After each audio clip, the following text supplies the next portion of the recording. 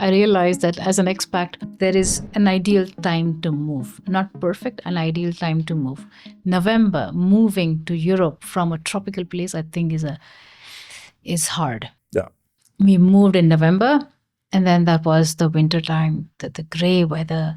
It starts to get colder, which means that even stepping out or exploring the city becomes really hard because you're not used to the temperatures. It's indeed the difference between single, married without kids, and married with kids. In an expat life, it's extremely important. And the moment you move, I think it's not, you only have to take into account your partner, for sure also the kids. The kids, yeah.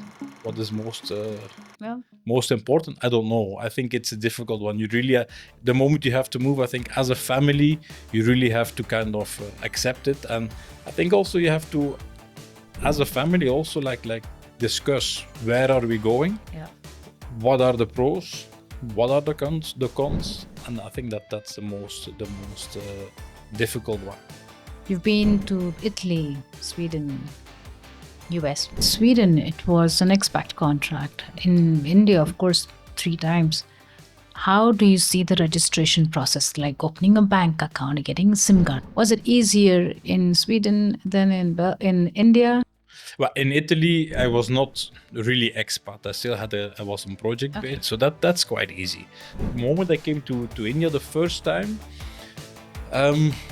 was more difficult. But let's say you follow the flow. You're alone, so that also makes a difference. You have agencies helping you in these things, because if you don't have these agencies, it's you can be sometimes sent from pillar to post. It's difficult at that time.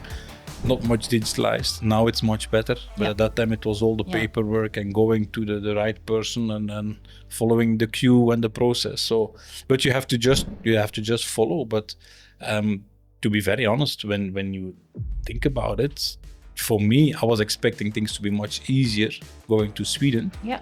The beginning in Sweden, I was also on a project in Belgium. So we had to register in Belgium. Yeah. And then I had a project for half a year officially in Sweden. So registration in Belgium was also lots of hassle to